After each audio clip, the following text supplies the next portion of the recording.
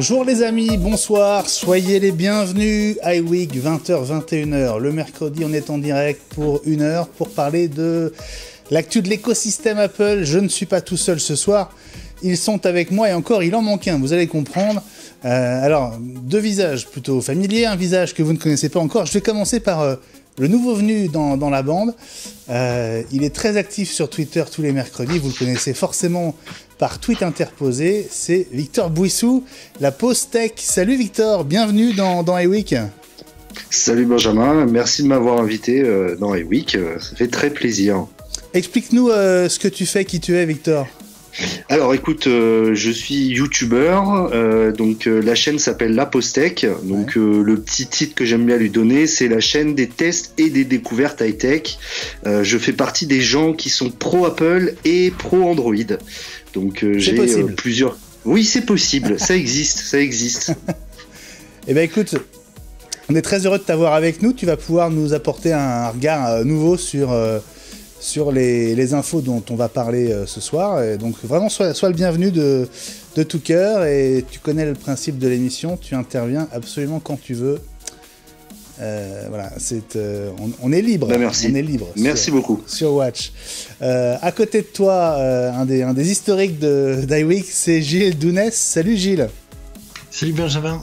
Ravi de vous retrouver encore. Et ben nous aussi, on est ravis de te retrouver, toi l'ancien... directeur de la rédaction de Mac+, le regretté Mac+, et l'une des légendes d'iWeek désormais. Oula, légende. Ça fait de la peine à Eli, qui lui est légendaire parmi les historiques d'Apple, puisqu'il est là depuis la création d'Apple France. C'est absolument, et on va l'embrasser, Eli, qui ne peut pas être avec nous ce soir, mais qui sera sans doute là dès la semaine prochaine, et ce sera un plaisir de le retrouver. On l'embrasse du côté de la Côte d'Azur. Avec nous également ce soir, l'un des petits nouveaux de la bande, qui devient presque un régulier, c'est François le Truédic. Salut François. Salut Benjamin, salut à tous, très heureux de vous retrouver ce soir en direct sur Watch TV. Et oui, et comme c'est écrit sous ton nom, on rappelle que tu es enseignant. Tout à fait, enseignant en informatique et audiovisuel en fac. Voilà, en fac, c'est-à-dire...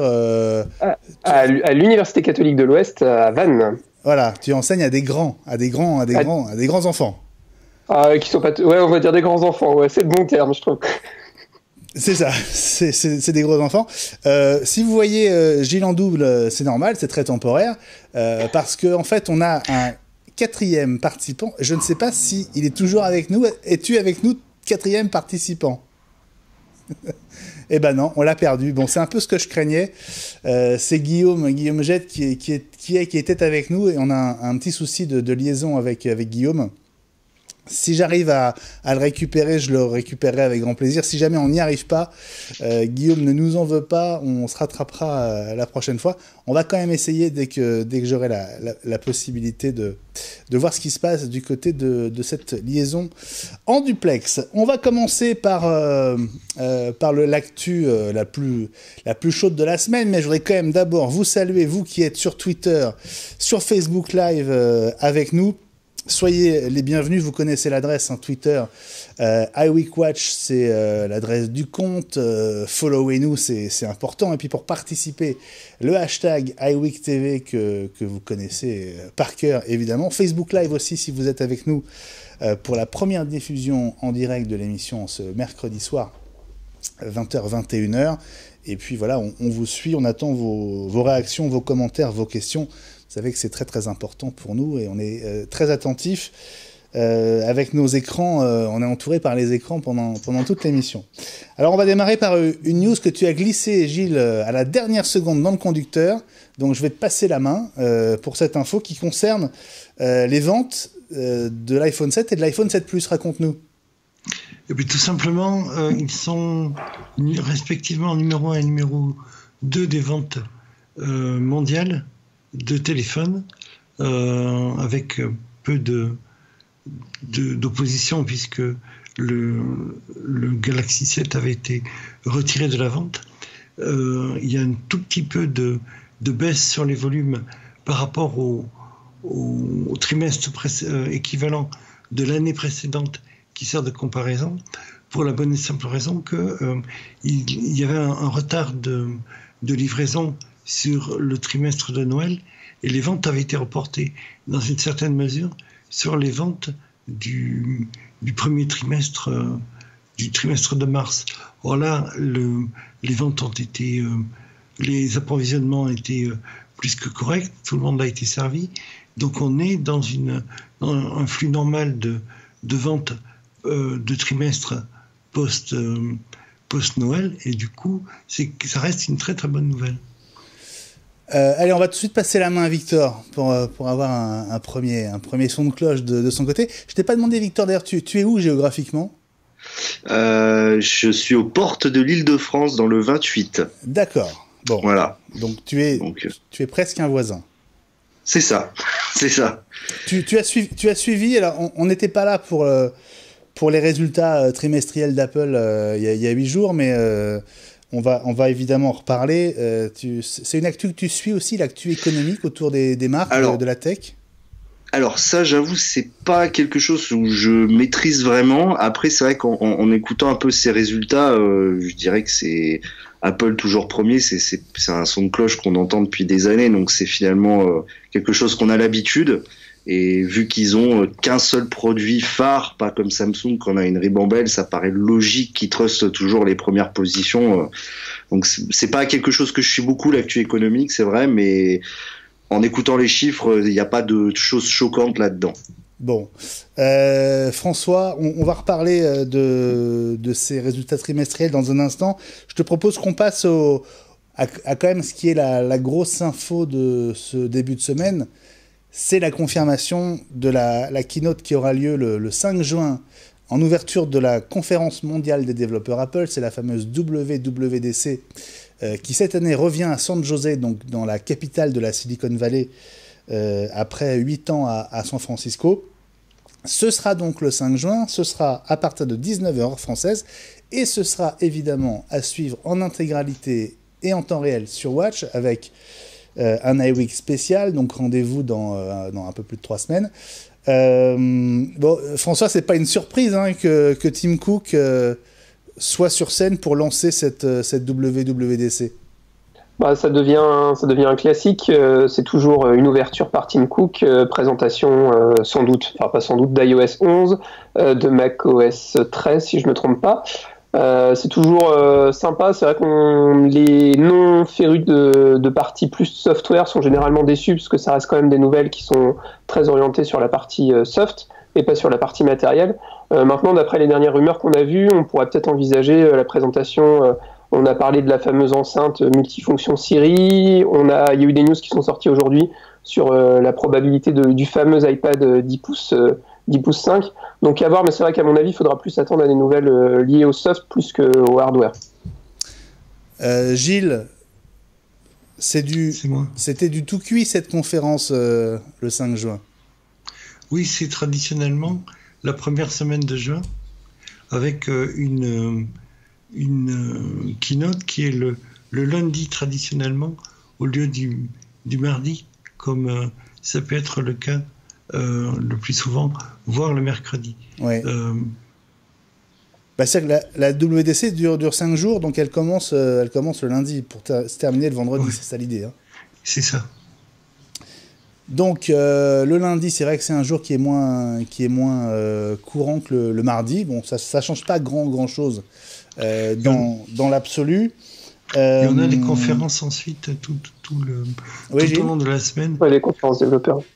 On a des conférences et des ateliers spécifiques qui sont animés par des ingénieurs de Cupertino, des ingénieurs d'Apple, et qui sont là pour répondre très concrètement aux questions que se posent les développeurs qui ont eu la chance d'être tirés au sort et d'être présents. Oui. Alors, cette keynote, donc, elle a été confirmée. La presse, notamment la presse américaine, a commencé à recevoir ces invitations. Là, on est sur la version française d'Uber Gizmo. dont les journalistes sont apparemment heureux. Parce que leur titre, c'est quand même « Nous avons enfin les invitations pour la WWDC 2017 d'Apple ». Ils ont bien de la chance, on aimerait bien en avoir nous aussi. Victor, est-ce que tu as déjà eu l'occasion d'assister à un événement Apple d'une manière ou d'une autre ou pas encore? Oui, disons que je les suis comme tous les ans, c'est toujours l'annonce officielle, notamment les iPhones, c'est toujours quelque chose qu'on suit activement. Alors moi j'aimerais juste revenir, j'ai vu passer sur Twitter alors je sais pas si c'est vraiment des photos, mais des leaks d'une image d'un potentiel iPhone SE 2. Alors il faudrait que je retrouve... Ouais. Pardon, ok, je pensais que... voilà. Donc, mais on peut, voilà. Non, mais voilà.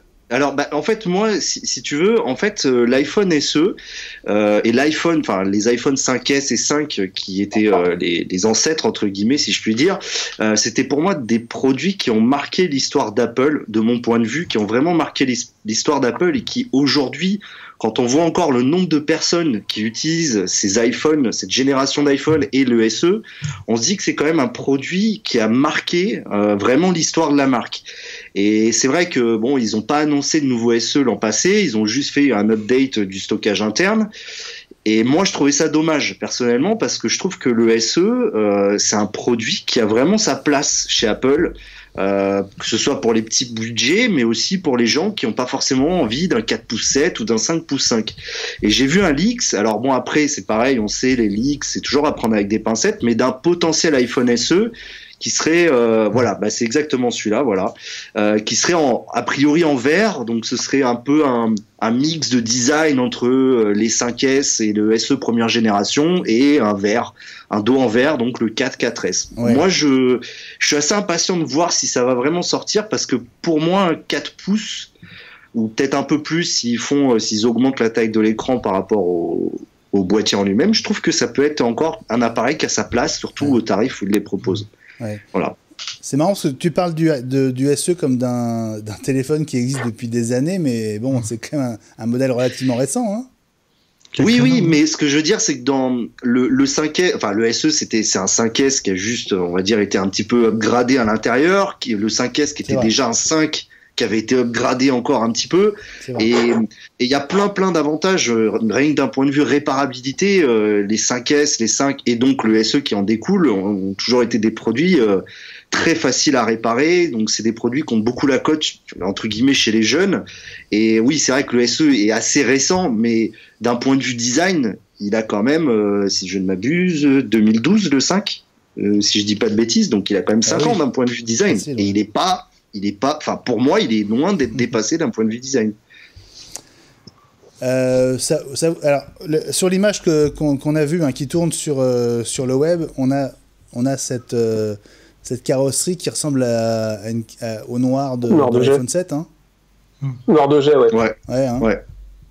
Moi, il me rappelle plus le 4S, en fait, d'un certain point de vue. C'est pas vraiment on dirait du plastique. Hein. On a sur l'angle, moi, il me fait penser à un arrière de 3G ou de 3GS qui serait en... Alors, je me souviens plus je crois qu'il y en avait des noirs. C'est un peu... Pour moi, c'est un aspect plastique plutôt que vert. Maintenant, le reflet blanc serait davantage translucide. Ouais. Si on avait vraiment du vert maintenant, je peux me tromper, mais je suis tout à fait de cet avis. Hein. Le SE est vraiment quelque chose c'est une taille, un format et un prix qui manquait dans la gamme d'Apple et qu'ils ont eu bien raison de revenir sur la tendance générale qui était l'augmentation démesurée et infinie des tailles d'écran pour revenir à quelque chose de plus confortable pour les petites mains, etc. Quoi. Oui, parce que c'est vraiment... C'est le plus abordable des iPhones au catalogue aujourd'hui, et c'est un format qui n'est pas aussi grand que le 7 ou que le S8, etc., mais, de Samsung, mais qui passe partout, quoi. C'est vraiment le smartphone pour, entre guillemets, tout le monde, même si il faut quand même débourser plus de 500 € pour se l'offrir. François, je te voyais faire le pouce levé comme ça tout à l'heure. Non, Non, je disais, effectivement, il a un an, il a un tout petit peu plus d'un an, tout juste. Ouais.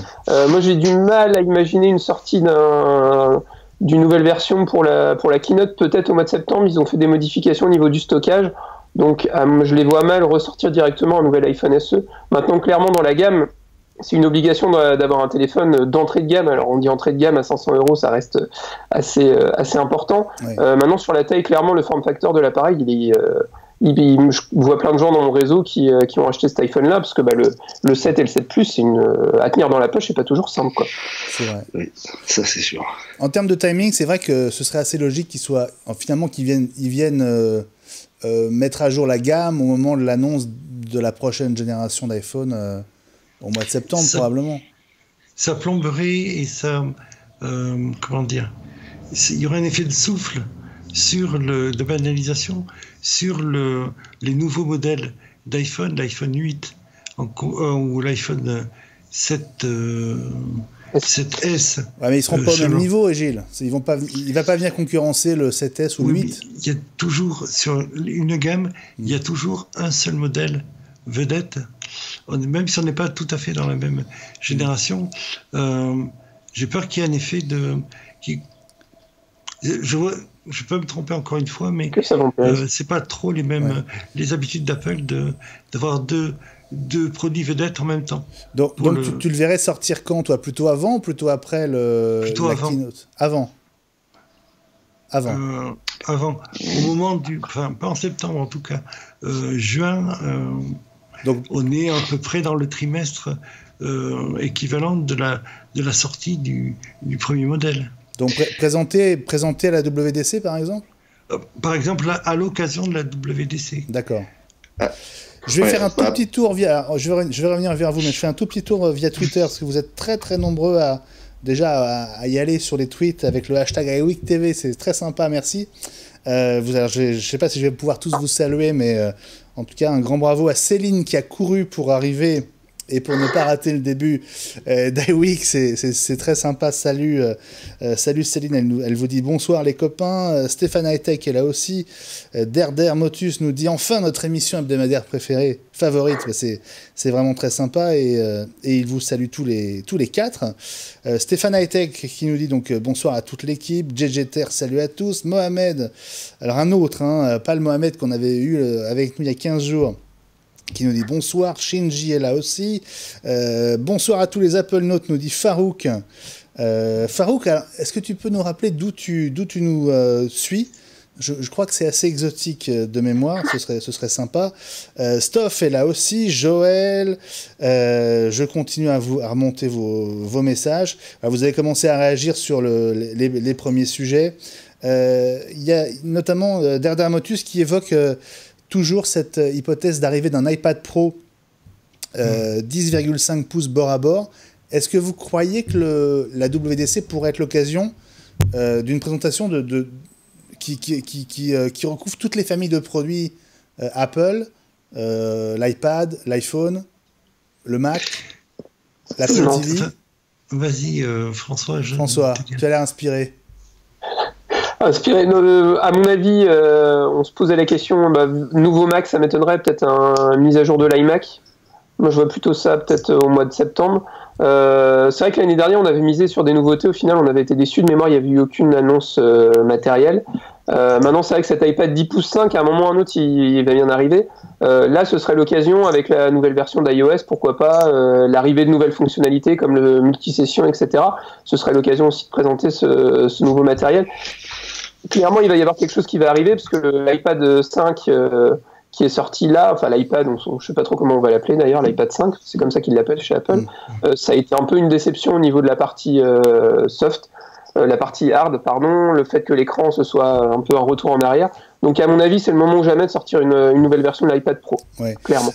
Sur Twitter, justement, Derder Motus nous dit « Je crois vraiment à une annonce produit à la WWDC, iPad ou Mac, Apple va quand même pas tout sortir en septembre et novembre, impossible, dit-il. » Alors, ça dépend. Il faut rappeler ce que c'est que la WWDC. C'est la conférence des développeurs où Apple s'adresse à l'ensemble de son écosystème pour leur dire on est les meilleurs. C'est chez nous qu'il y a à manger. Donc, venez travailler sur notre plateforme. Et donc, ils vont mettre en avant, ce qui est important pour la marque. Donc, s'il y a des fonctionnalités importantes, nouvelles avec iOS 11, qui sont implémentées dans un nouveau modèle, c'est ce qu'ils vont faire.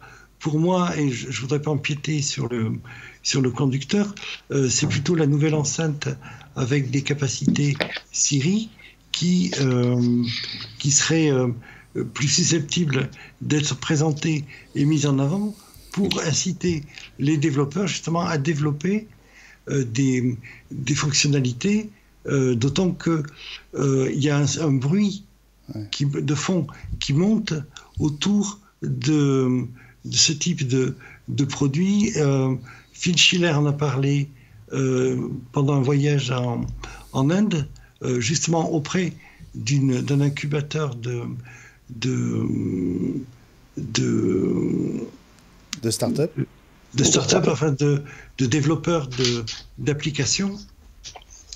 Il y a eu un reportage qui a été fait sur un tétraplégique qui avait utilisé iHome. Gilles, tu nous fais tout le conducteur en 20 secondes, là. J'arrive pas à te suivre. Non, il y a une logique dans. Alors tu sais quoi, Gilles? Attends, tu sais quoi? On va prendre les sujets dans l'ordre. Pour revenir sur la WWDC, d'abord Céline, très juste, nous dit une keynote le lundi 5 juin, dans moins d'un mois. C'est le lundi de Pentecôte. Je ne travaille pas, c'est parfait. C'est vrai que ce sera Pentecôte. Et donc, ça arrangera ceux qui ne travaillent pas pour la suivre. Et pour nous qui travaillerons, ça nous arrangera aussi, en fait. Voilà. Donc, c'est parfait. Donc, voilà. L'Esprit Saint va passer sur... Alors, parmi vous trois, et j'envoie une bise à Guillaume parce que j'ai essayé de le récupérer, mais je n'y arrive pas, donc c'est mort pour ce soir, mais on se rattrapera. Parmi vous trois, est-ce que vous croyez qu'il y aura autre chose que ce dont on va parler dans un instant, c'est-à-dire cet objet à base de Siri? Oui, ça dépend des fonctionnalités. Quoi? Peut-être de la santé. De la santé, des produits plus. J'en parlais avec un autre youtubeur, Eric. On a parlé en fait d'un produit. Alors je sais plus, on avait vu ça pour les diabétiques en fait, une sorte je sais pas, je sais plus exactement ce que c'était, mais une sorte de bracelet connecté qui était utile pour les diabétiques. C'est-à-dire qu'ils avaient plus besoin de prendre faire des piqûres. Voilà, c'est ça. Merci. De se piquer, et donc ça permettait de monitorer grâce à l'application santé d'Apple. Et il disait, lui... Ça existe déjà. Ça existe déjà, c'est un produit français qu'on avait vu au CES à Las Vegas. Oui, mais je te renvoie vers nos émissions du mois de janvier. On avait vu le créateur de cette start-up française. C'est une boîte, c'est comme une montre, effectivement.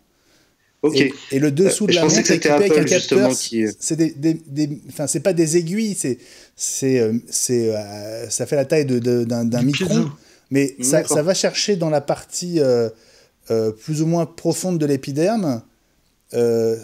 C'est pas du sang, je suis pas médecin, mais ça réussit à prendre en fait une forme d'humidité dans la peau qui va être analysée par la montre et qui va permettre d'obtenir le taux de glucose. Voilà. Okay. Ça existe déjà et c'est un produit français. Donc, effectivement, peut-être qu'on les verra sur scène dans un mois. C'est pas impossible, ça.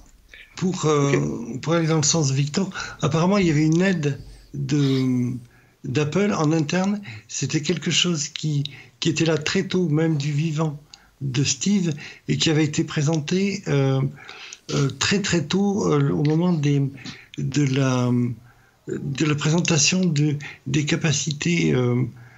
du lancement d'iOS en tant que système d'exploitation à part entière et non pas un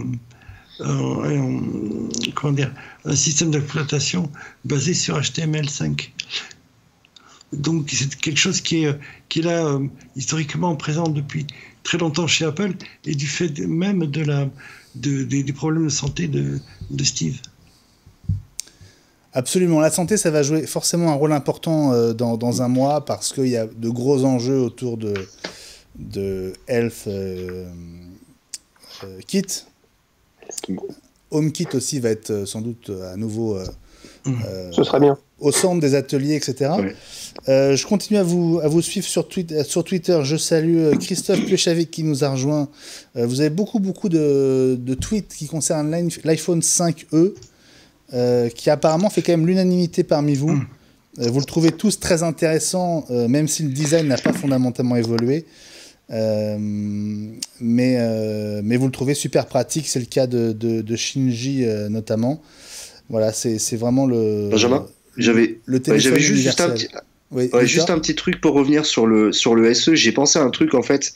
Je me suis dit, s'ils sortent un SE2, ça veut dire qu'ils vont quand même changer le design, théoriquement. Et est-ce que, pour le coup, le sortir maintenant avec une nouvelle ligne design, ça serait pas une erreur? Parce que ça donnerait peut-être des indications sur ce que va être le futur iPhone. Alors, même si on sait qu'avec les leaks, on le saura très rapidement à quoi il ressemble, mais est-ce que ce serait pas une erreur peut-être de le sortir maintenant et essayer de faire un line-up harmonisé pour le coup en septembre, vraiment voilà, d'avoir un line-up propre avec 3 smartphones. Je sais pas. François. Ouais, mais je pense que le SE, on n'aura pas de nouvelles d'ici début d'année prochaine. Ils ont modifié le stockage. À mon avis, septembre, il y aura le fameux iPhone révolutionnaire 8 édition enfin Steve Jobs édition, ce qu'on veut. Je pense qu'ils vont mettre le paquet là-dessus et il n'y a pas de raison de modifier le SE maintenant, le garder pour début d'année prochaine. Ouais. Je pense que c'est plus logique. Ouais. Bon, ce qui est bien, c'est que vous êtes pas trop d'accord entre vous, hein, entre ceux qui pensent que ça va arriver cet été et ceux qui pensent que c'est pour le début 2018. Il y a une question. Ouais, Gilles. Il y a une question de Stéphane Hightech qui demande si on peut espérer une baisse des prix pour le New SE. Je crois qu'on va être tous les trois d'accord. Je pense qu'il n'y a pas grand-chose à espérer de ce côté-là. Ouais, bon. Ouais, il y a beaucoup plus de questions pour la rentrée autour du prochain iPhone, dont on va voir des images, alors qui ne sont pas des images du tout officielles, mais c'est la vidéo qui a beaucoup tourné, qui tourne beaucoup aujourd'hui. On va la voir dans quelques instants. Je voudrais juste saluer. Donc, je demandais à Farouk d'où il nous suivait. Je pensais à un endroit très exotique. En fait, il était à Lyon. Et oui, Lyon, c'est Lugdunum. Historiquement, Farouk. Donc, salut à toi et merci de nous suivre depuis Lyon. Et puis Mohamed, donc l'autre Mohamed, nous dit qu'il nous suit depuis Marrakech. Et oui, iWeek à l'international. C'est très sympa d'être avec nous, même de loin. Alors, cette WDC, elle pourrait déboucher sur un nouveau produit dont il existe déjà des équivalents. Alors, il faut toujours être prudent parce qu'Apple a toujours le chic pour nous surprendre, mais chez Google, chez Amazon notamment, ce fameux produit qui serait basé sur Siri et dont, tu le disais, Gilles, Phil Schiller a commencé à tracer un début de portrait ces dernières heures lors d'une interview avec le site dont on a vu la page tout à l'heure qui était Gadget 360. Qu'est-ce qu'on a appris ? Alors que la voix était importante, certes. Alors déjà, il a dit des méchancetés en ayant l'air de dire des gentillesses, en disant que sa maman lui avait appris à ne rien dire quand on ne pouvait pas dire du bien. Donc il a dit d'entrée qu'il ne dirait rien de ses concurrents, ce qui est éloquent sur ce qu'il en pense. Et la deuxième, c'est que il était important de son point de vue. Il a pas dit de mal, mais en fait, il voulait dire du mal, c'est ça. C'est ça. Il a réussi à en dire sans en avoir l'air. Voilà. Et donc, il a dit que pour lui, enfin pour l'état de la réflexion d'Apple, il était important d'avoir, certes, une interface sans uniquement à la voix avec Siri qui répond, mais que dans certaines circonstances, il était très utile également d'avoir un retour visuel et un écran pour compléter les indications, comme par exemple dans un itinéraire sur une carte, dans une voiture. Ouais, ce que certains ont cru comprendre de l'interview de Phil Schiller, c'est qu'il y aura un écran sur cet appareil, alors que tous les produits, on va dire, des autres géants, des autres GAFA, n'en ont pas. Il y en a pas sur l'Alexa, il y en a pas. Si, il y en a. Non, il n'y a pas d'écran sur Amazon vient de sortir aujourd'hui. Ah oui. Oui, ils l'ont annoncé. Et Microsoft alors. De diapositives très laides Je pense que c'est pour ça qu'il a rien voulu en dire. Avec un écran pour donner un certain nombre d'indications minimales, quoi, ou servir de moniteur éventuellement pour de la visio, quoi. Mais c'est pas, comment dire, ça n'est pas du tout la solution qu'Apple doit avoir en tête, quoi. C'est pas possible. Ouais. Cet appareil qui marcherait à base, enfin dont l'intelligence serait Siri, est-ce que c'est un produit qui vous fait envie comme ça, dans l'absolu, sans en connaître les détails, mais est-ce que c'est un produit que vous metteriez dans votre salon, François et Victor? Je suis pas, mon avis geek comme on est, je pense qu'on se laissera tenter. Maintenant derrière, je suis pas convaincu de l'usage en tant que tel. C'est vrai qu'on a des éléments comme l'iPad, comme l'Apple TV, qui sont déjà au centre. Donc s'ils arrivent à faire quelque chose qui mixe un peu tout ça, pourquoi pas. Maintenant, si c'est qu'une enceinte où on dit Siri et les trucs se déclenchent, j'ai ça sur l'Apple Watch, j'ai ça sur l'iPad, ça servira pas à grand chose. Donc il faudra vraiment un gros plus qui fera qu'on sera tenté par ce système-là. Pourquoi pas un mix Apple TV, enceinte Bluetooth. On a parlé d'enceintes qui feraient aussi pour Apple Music et compagnie. Je suis vraiment curieux de savoir qu'est-ce qu'ils vont sortir pour vraiment donner envie et puis donner un usage, surtout un vrai usage. Ouais. Moi, je pense plutôt à quelque chose qui se branche sur le téléviseur. Il manque une tour de contrôle pour la gestion de tout ce qui était contenu et tout ce qui était maintenant iHome, contrôle de l'environnement et éventuellement la santé avec les difficultés de confidentialité qui se posent même au sein d'une même famille. Victor ? Oui, alors moi je vais être plus catégorique. Moi je suis un grand fan de ce genre de produit. J'attends depuis un moment que Google Home arrive en fait en France, donc qui va être en fait le Siri, enfin le Siri de chez Android. Moi en fait le seul truc que je reproche actuellement aux services qui existent, c'est que moi quand j'entends enceinte, j'entends surtout audio, donc j'entends qualité. Et en fait le problème qu'on a aujourd'hui, c'est que la Google Home et même chez Alexa, on peut diffuser de la musique dessus, mais niveau qualité audio, c'est pas ça du tout. Donc je me dis, si déjà Apple met de la vraie audio dedans, on sait qu'ils ont acheté Beats, on peut critiquer Beats, c'est ce qu'on veut, mais ils ont ce potentiel de faire déjà une enceinte. Deuxième chose, moi l'intérêt majeur que je vois dans ces trucs, c'est pour la maison connectée. Moi je le vois, j'ai des ampoules connectées, j'ai tout et machin, et moi c'est vrai que de plus avoir 50 télécommandes à me trimballer dans la maison, l'Apple TV, les ampoules, les capteurs de port, de température, je me dis, si je peux tout contrôler à la voix, bah là par contre ça va. Après en effet, mais on sait qu'Apple est fort dans ça, il faut qu'ils ajoutent, il faut qu'il y ait un truc en plus. Et déjà rien que le fait que ça soit vraiment une barre de son connectée, c'est-à-dire qu'on ait une vraie qualité audio et pas uniquement quelque chose pas qualitatif, déjà ce sera un plus. Après, de contrôler à la voix nos différents appareils, ça oui. Alors je suis d'accord, on peut contrôler avec la smartwatch. Je suis 100% d'accord. Maintenant, t'as pas forcément le matin quand tu te réveilles, t'as pas ta smartwatch greffée à ton poignet. Moi, je dors pas avec. Elle est sur mon socle, elle est en mode avion. Donc le matin, je dis Siri, allume-moi la lumière de la chambre. Bah si elle le fait, voilà, c'est un plus. Après, il y a toujours le problème, et c'est ce que je reproche aussi à ce genre on va dire d'enceinte connectée, c'est que finalement t'as une enceinte et tu la mets dans une pièce. Ouais. Mais quand t'as une maison, moi je vois, j'ai un étage, bah si elle est en bas, je peux pas la contrôler d'en haut. Donc après, à voir comment Apple va intégrer ça dans la maison, mais je pense que c'est un des grands défis que vont devoir relever les constructeurs, c'est comment connecter de façon efficiente la maison et aussi peut-être la santé, etc. Ouais. Alors juste, toi qui es sensible à la qualité audio, et c'est vrai que quand on parle d'enceinte, on se dit qu'on a envie d'avoir du bon son. Je sais pas, j'étais un peu pris moi par la grosse actu on va dire, des derniers jours, donc ça m'a peut-être échappé. C'est iPhone, iPad qui nous signale l'enceinte que Microsoft vient de présenter en partenariat avec Harman Kardon. Est-ce que vous l'avez vu passer ? Juste comme ça, mais c'est pour toi ça. Il faudrait répondre à Victor après. Ouais. Non, alors ça je l'ai pas vu passer. Je sais qu'ils ont fait un truc équivalent en fait avec Cortana, d'après ce que j'ai compris. Ouais, c'est ça. Ouais. Un truc, voilà, j'ai entendu parler de ça. Après, j'ai pas vu. Après, bon, alors, faut toujours se méfier en fait de ces coups marketing.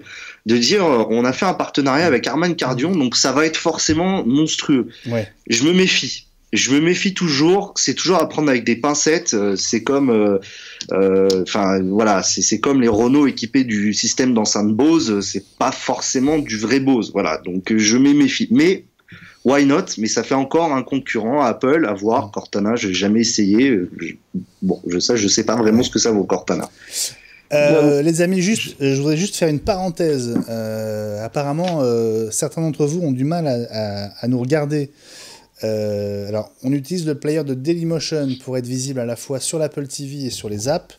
Apparemment, ça coince. Je voulais juste vous dire, c'est vraiment une info technique, mais on est en train de remettre toute notre diff Dailymotion sur un serveur qui a été utilisé il y a plusieurs mois.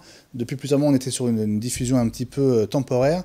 Elle repart normalement dans les heures qui viennent, donc ces problèmes-là devraient être réglés. Je suis vraiment désolé si vous avez du mal à nous voir. On est visible sur les box, on est visible sur Facebook Live sans problème. Si vous avez un souci via les apps ou via l'Apple TV, rapatriez-vous temporairement une dernière fois sur les box ou Facebook Live, la page de Watch. Vous pourrez nous voir. Ces problèmes-là vont être réglés très rapidement. À propos de cette enceinte, on parle beaucoup de la WDC, ce qui semble être confirmé par le fait que les employés d'Apple, en tout cas certains d'entre eux, sont en train de tester cette enceinte chez eux, en ce moment, in real life, comme disent les Américains.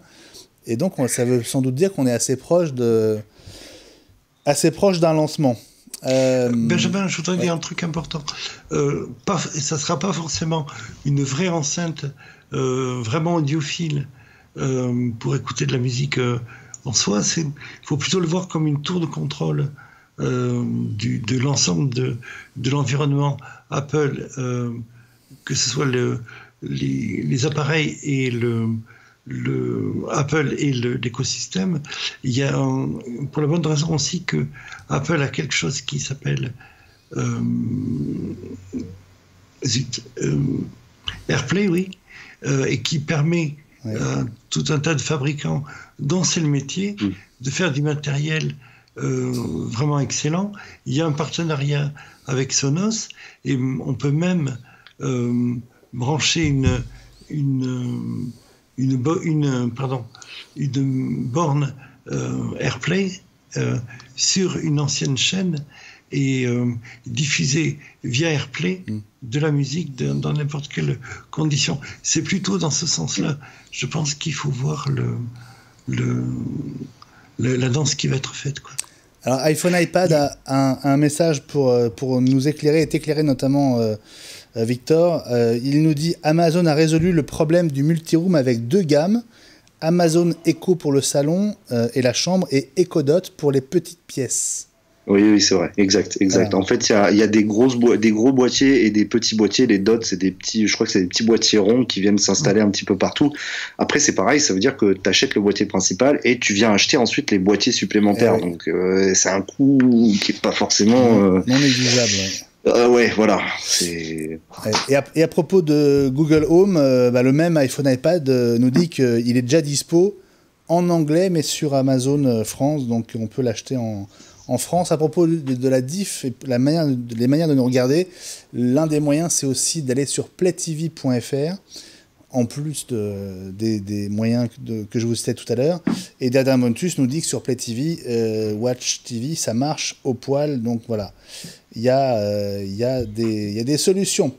Voilà, on va passer au sujet suivant. Et le sujet suivant, c'est le serpent de mer, hein, depuis le lendemain de la sortie de l'iPhone 7, en fait.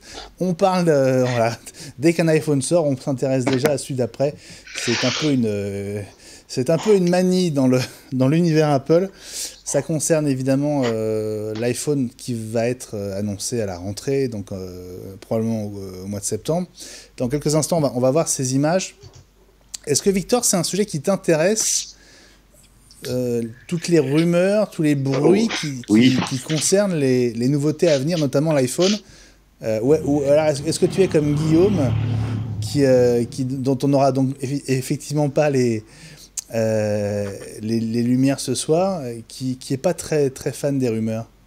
Alors moi j'aime beaucoup dans le sens où souvent, on voit de plus en plus surtout chez Apple en fait, ils sont quand même les mecs qui font les rumeurs, ils sont quand même assez balèzes parce qu'ils arrivent à nous sortir 6 mois avant des mock-ups, déjà des prototypes 3D du futur iPhone. On ne sait pas d'où ça vient et des fois c'est très proche de ce qui va arriver dans les Apple Store.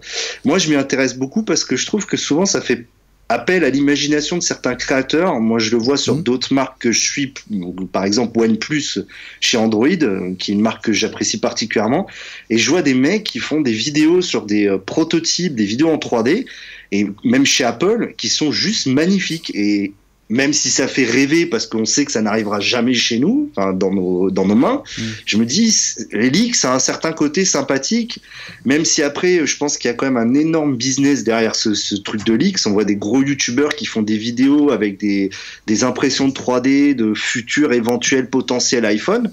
Mais ouais, je suis ça. Forcément Apple, on est obligé de le suivre parce que quand tu sors ton Twitter le matin, t'as 50 news sur le futur iPhone dès le lendemain de la sortie du nouveau. Ouais, forcément, on est obligé de suivre à un moment. C'est obligatoire, je pense. Bon, alors, justement, c'est pas une info, hein, mais on va dire que l'image, en tout cas, qui fait beaucoup de bruit depuis 24 heures, c'est cette image et cette vidéo alors, qui a été réalisée à partir de fichiers de conception assistée par ordinateur, hein, donc des fichiers qui auraient fuité, en fait, d'une usine, si j'ai bien compris. Hein, vous avez compris la même chose que moi. C'est ça. Et qui ont été utilisés pour créer ces images. On va regarder la vidéo et on va en parler juste après.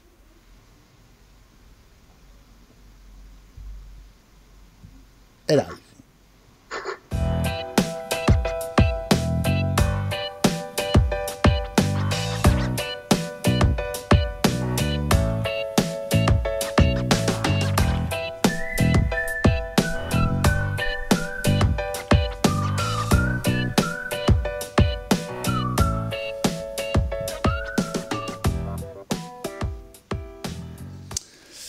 Voilà, alors, bon, c'est un iPhone qui tourne vu de dessus et vu de dessous. Ça te fait rire, François? Ouais, non, mais c'est ce que tu disais tout à l'heure, c'est vrai, en gros, dès la sortie du nouvel iPhone, on parle direct du prochain. La vidéo, elle m'étonne un peu dans le sens où je trouve qu'au niveau du design, ça ressemble quand même vachement à l'iPhone 7, iPhone 6S, iPhone 6, que ce soit au niveau des bandes, au niveau de pas mal de petites choses. À mon avis, il manque l'écran allumé. Je pense que clairement, nous, tout ce qu'on attend, c'est le fameux nouvel écran avec plus de bords, etc. Un peu on va pas reparler de Samsung, mais un peu sur le même principe que ça.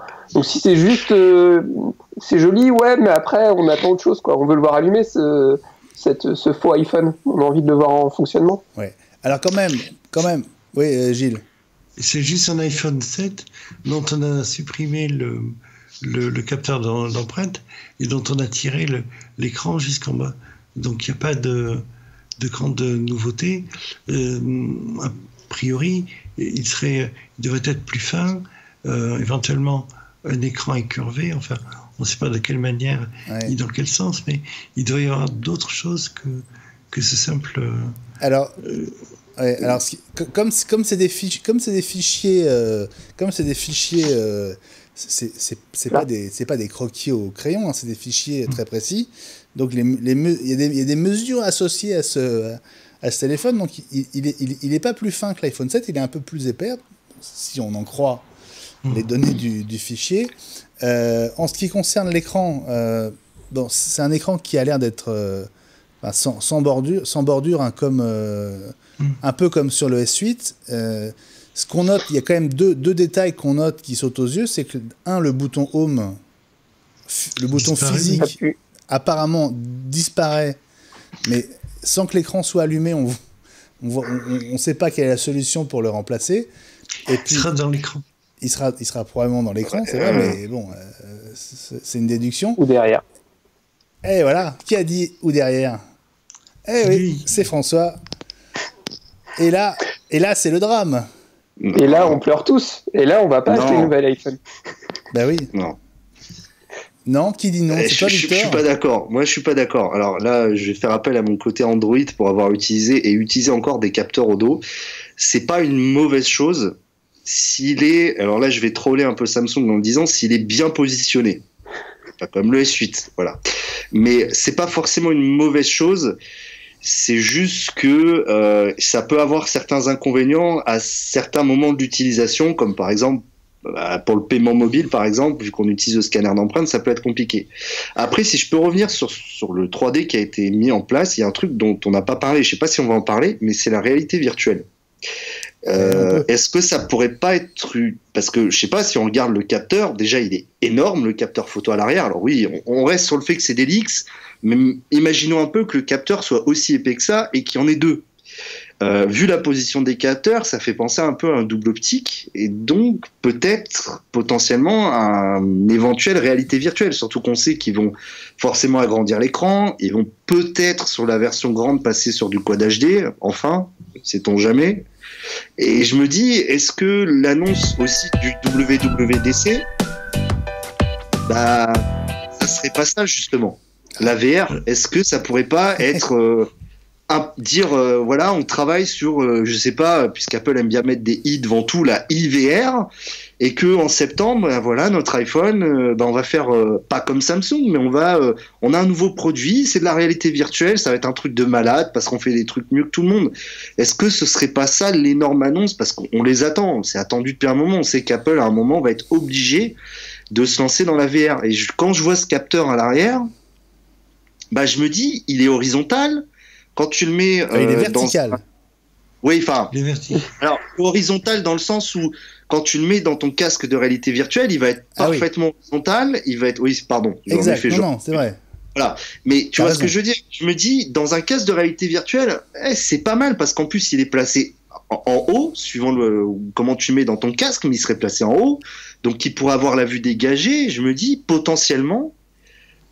Ça peut apporter des choses plutôt intéressantes. Après, est-ce qu'Apple va se lancer dans un marché qui aujourd'hui, et je dirais pas qu'il est inexistant, mais quand même pas loin, le marché de la réalité virtuelle, ça reste un marché plus que niche, et bon, mais je me dis, pourquoi pas, why not? Alors, sur la présence du Touch ID au dos, bon, certains d'entre vous considèrent que le Touch ID ne sera pas au dos, c'est le cas de JJTR qui applaudit, mais ça me semble pas complètement sûr que le Touch ID soit pas au dos de cet iPhone. On va saluer Kyle Wendt, qu'on n'avait pas vu depuis longtemps, et il nous dit qu'il nous regarde d'un peu loin, mais où est-ce? Fais-nous rêver un peu. Kyle, et tu nous dis, à l'époque, les rumeurs ne voulaient rien dire. Aujourd'hui, elles donnent clairement la donne des prochains iPhones. C'est vrai que c'est presque... je vais aller dans le sens de Guillaume, qui va forcément être d'accord, mais c'est presque dommage parce que il reste plus beaucoup de surprises le jour des keynotes pour les produits maintenant. Et on se demande même si Apple des fois s'inspire pas de ces leaks pour faire leurs produits finaux. Non, mais on peut même s'imaginer ça parce que ils arrivent tellement tôt. Mais ils arrivent tellement tôt. Au lendemain du lancement d'un iPhone, il y a déjà des mecs qui disent l'iPhone suivant, il va être comme ça. Ouais. Alors, on se dit, est-ce qu'Apple alors attention, théorie du complot, je la lance. Est-ce qu'Apple lancerait pas des fausses rumeurs à un moment en se disant on teste la réaction du public, comment ça va réagir, et si on voit que c'est catastrophique, on fait non. Et finalement, le jack, c'est passé crème. Même moi, tu sais, alors, là-dessus, Ellie te dirait tout de suite, non, c'est impossible. C'est impossible. Ça, tout se décide trop longtemps à l'avance, c'est pas possible. Je suis sûr qu'il dirait ça. Je veux pas faire Ellie, mais la semaine prochaine, on lui posera la question. À mon avis, c'est pas possible. On va saluer Teddy, qui nous a rejoint et qu'on embrasse. Il prend l'émission en cours sur le mercredi soir. C'est pas le bon jour pour lui. Et il nous dit, pour ma part, le capteur d'empreinte à l'arrière, je préférerais qu'Apple évite vraiment. Et puis on a aussi Frédéric Tesson, un autre régulier, presque fidèle d'Ayweek, qu'on salue, qui nous dit le capteur au dos pour payer avec Apple Pay, ce serait pas pratique du tout, effectivement. Il y a l'Apple Watch. Il faut dire, mais tout le monde n'a pas une Apple Watch. Il faut dire un truc à Victor, c'est que si jamais il trouve que le capteur au dos est un frein pour l'utilisation du paiement avec son smartphone et l'identification par l'empreinte digitale, ça veut dire qu'il n'y aura pas de capteur au dos. Vraiment. l'Apple Pay est quelque chose de central, comme tous les services, dans la stratégie d'Apple. Alors, juste, JJT en a entendu, et en fait, j'ai vu des mains sur son tweet, mais il précise, je n'applaudis pas, je prie. Je prie pour qu'il n'y ait pas de capteur au dos. Voilà. Dada Motus nous dit, c'est inconcevable sur l'iPhone, je le répète, on pardonne à Samsung, mais pas à Apple. Pas sûr qu'on pardonne à Samsung plus qu'à Apple, mais... Je suis pas sûr. Beaucoup plus. Victor, toi qui es multi-religion, on va dire... Oui. Est-ce que le capteur à l'arrière sur le S8, c'est vraiment la vraie grosse bêtise de Samsung sur ce smartphone? Alors écoute, moi j'ai eu pas mal de retours de personnes qui l'ont, notamment Mohamed qui était là dans le précédent épisode, qui lui a le S8 maintenant. Et lui c'est simple, donc la dernière fois que j'ai parlé, il m'a dit je l'ai désactivé. Voilà, donc je pense que ça dit tout. En fait, c'est même pire que ça, c'est que d'après ce que j'ai compris, il est, en plus d'être mal placé, ce qui est dommage quand même, c'est qu'en plus il est lent. Donc voilà, je trouve que c'est un peu, voilà, pas bon. On peut pardonner des choses, mais je pense qu'à un moment, il faut aussi. Je pense que moi, de mon point de vue, en tout cas, pour avoir vu beaucoup de choses sur ce S8, je pense que vraiment Samsung au dernier moment a dit, on peut pas faire ce qu'on voulait au début, c'est-à-dire le mettre sous l'écran et on le fout au dos. Et le seul endroit qu'ils avaient dans le boîtier, c'était à cet endroit-là, et c'est probablement la pire solution qui n'ait jamais été choisie. Voilà. Donc, si Apple a trouvé une solution, ce sera pas simple pour autant, et ça rejoint un peu les rumeurs contre-rumeurs qu'on a depuis plusieurs semaines sur à la fois la date de dispo réelle et aussi la capacité d'Apple de produire une grande quantité de ses iPhones dans les premiers mois en tout cas. Hein. C'est un bruit qu'on continue d'entendre. Oui, ça c'est sûr. François, ça serait la raison. L'implémentation à l'intérieur. Pardon, vas-y, Georges. Vas-y, Gilles, vas-y. Dans cette implémentation du capteur d'écran à l'intérieur, sous l'écran en fait, à l'intérieur parmi les pixels de l'écran serait la raison principale qui verrait la disponibilité effective de cet iPhone 8 décalé à octobre au lieu des premiers jours de septembre, comme c'est régulièrement le cas maintenant. Ouais, avec des quantités qui pourraient être assez faibles. Limitées au début. Pas seulement au début, pendant plusieurs mois. Hein. François, tu as quelque chose dans les mains ? J'en parlais avec quelqu'un sur Twitter. Ça, c'est toujours pas dispo avant 6 semaines, 8 semaines. Donc moi, c'est ça aussi qui me fait peur. Autant sur des AirPods, à la limite, le budget est limité. Maintenant, c'est vrai que s'ils présentent un iPhone au mois de septembre révolutionnaire et qu'ils n'arrivent pas à suivre la cadence encore pendant 3, 4, 5, 6 mois, comme pour les AirPods, honnêtement, ça va être super compliqué pour Apple de gérer la chose. Là, ils sont attendus au tournant sur la disponibilité. Quand on voit que les AirPods, aujourd'hui, on peut toujours pas aller en Apple Store et les avoir direct, c'est quand même qu'il y a un problème quelque part, quoi. Alors, il y a un autre bruit qui a tourné ces dernières heures, assez intéressant. Il y a eu pas mal de papiers sur le web disant qu'Apple pourrait fournir les AirPods avec l'iPhone 8 en standard. Oui, ajouter de la pénurie. Victor. Ouais, non, déjà, bon, les AirPods, moi, j'avoue, je trouve que le concept est là. Je trouve que c'est une bonne idée. Après, on le voit, à un moment, j'ai un peu l'impression que sur les AirPods, Apple a voulu faire plus que ce qu'il ne pouvait faire. Parce que là, c'est plus le professionnel qui va parler, mais d'un point de vue fabrication, il y a quand même des choses sur ces AirPods, qui sont pas évidentes à mettre en place, notamment la miniaturisation. Et je pense qu'ils ont peut-être vu un peu gros sur leur process et que peut-être que leur process n'était pas si bien calé que ça. Et pour rebondir sur les scanners d'empreintes derrière ou intégrés dans les couches de l'écran, moi ça me fait un petit peu peur quand même, parce que je me pose la question, ok, je pense qu'aujourd'hui on sait le faire, on sait intégrer des scanners d'empreintes sous ou à l'intérieur de l'écran, mais est-ce que d'un point de vue industriel, on est capable de produire des millions de produits à la cadence voulue? Et c'est le problème des AirPods aujourd'hui. Ouais. Et moi, ça m'inquiète, parce que de tout ce qu'on dit et de toutes les rumeurs que j'ai vues, le scanner d'empreinte à l'avant et donc le form factor que l'on a depuis le lancement de l'iPhone va disparaître. Ce fameux form factor où on a l'écran avec le rond en bas. Et je me dis, si Apple est pas capable de suivre la cadence, si on a des délais qui, en plus, forcément, plus il y avoir de commandes, moins il y aura de produits, plus il y aura de demandes. Enfin, c'est un cercle vicieux, quoi.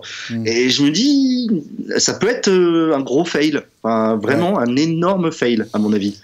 Puis t'as raison. Si déjà l'iPhone 8 est compliqué à produire, si en plus il faut mettre une paire d'AirPods dans chaque boîte, ça va compliquer encore les délais.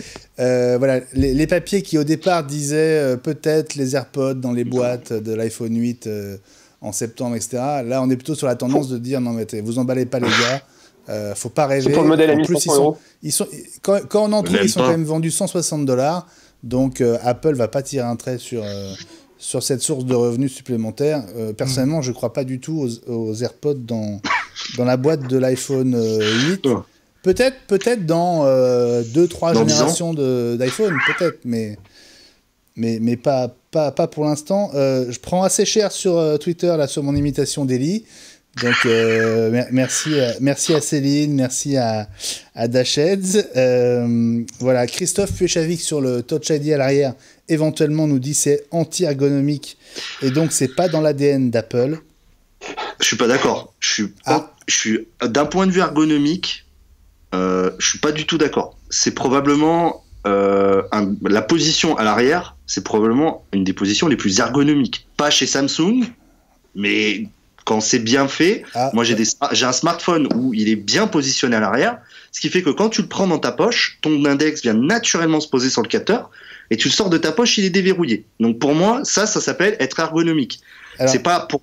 Voilà. Farouk nous dit j'avais déjà eu un mobile capteur arrière, ça m'a fait mal à la main à force. Ouais, ça dépend de la taille de l'écran aussi, je pense. Oui. Je suis d'accord. Ça, je suis entièrement d'accord. C'est sûr que si tu as un 6 pouces et que tu as le capteur qui est placé en haut, voilà. Mais regarde l'iPhone 7, tu le mets ici, ce qui est plutôt central, bah, il tombe sous la main en fait. Tu vois, tu le sors de ta poche, il est sous la main et tu l'as déverrouillé. Après, c'est sûr que t'as vu l'étui que tu as aussi. Oui, d'accord. Là, j'ai la smart. Non, mais regarde. Mérite. Non, mais voilà, tu vois, tu le mets bien central, comme un téléphone comme ça. Ouais. Bon, je fais un peu de pub pour un autre produit, mais tu vois, il tombe pile. Voilà, non, mais il tombe pile poil sous la main. Voilà, et quand tu le sors de la poche, ben tu le sors et il est déjà déverrouillé. Ouais. Bon, après, oui, je comprends que chez Apple, je comprends que les purs Apple crient au scandale, mais ergonomiquement parlant, voilà, non, mais ergonomiquement parlant, je peux pas être d'accord. Après, d'un point de vue fonction, je suis d'accord que c'est très loin d'être la meilleure solution. Ça, c'est clair. Mais d'un point de vue ergo, je suis pas. Ouais. Vous savez quoi, les amis, c'est déjà fini. J'ai l'impression qu'on vient de commencer. On va encore se faire engueuler par Céline qui va nous dire c'est trop court. Mais c'est comme ça. On a fait 58 minutes déjà. Et donc, il va être l'heure de se quitter. On va terminer avec Céline, justement, histoire qu'elle n'ait pas tout perdu. Elle nous dit on ne pardonne pas Apple pour 2 raisons. 1, on paye plus cher. 2, ce sont les meilleurs. Et donc, voilà, c'est pour ça qu'on ne pardonne pas à Apple. Voilà, bah, je vous remercie vraiment à vous 3 d'avoir participé à cette iWeek. Salut Victor, c'était un vrai plaisir. Bah, merci beaucoup, ça a été un vrai plaisir aussi d'échanger et c'est bien d'avoir des idées différentes. Moi, j'apprécie beaucoup. C'est très très bien et tu reviens quand tu veux, tu nous dis. Et... Bah, quand vous voulez. On adore l'idée d'agrandir le cercle, donc vraiment tu reviens très vite avec grand plaisir. Merci d'être venu. Salut Gilles, à très très vite. À très bientôt. Merci d'avoir été là, toi aussi. Et puis, salut à François. Salut Benjamin, salut à tous. Au plaisir de vous retrouver dans iWeek. On se retrouve, nous, la semaine prochaine, à même heure, même endroit. Je l'espère, en tout cas. L'émission sera enregistrée, parce que ce sera la semaine du Festival de Cannes, et je serai parti sur la croisette. Merci beaucoup de votre fidélité. Continuez à nous écrire avec le hashtag iWeekTV, et les programmes continuent sur Watch. Nous, on se retrouve donc la semaine prochaine, 21h, pour iWeek. Salut à tous.